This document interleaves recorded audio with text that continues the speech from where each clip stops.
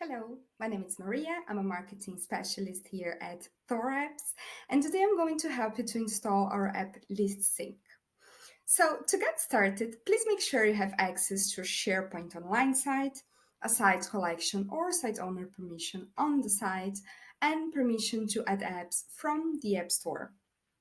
So I'm going to open here my SharePoint site. And depending on the version you are using, it might look a bit different. In my case, I could go straight to new app, or you might have to go to site contents first, then click add an app, and then click on the SharePoint store link.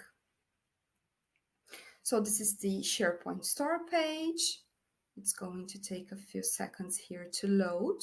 And to make it easier, I recommend you to use the search bar here on the top and type ThorApps. So you're going to see ListSync here as the first option. You can click on it and then click Edit.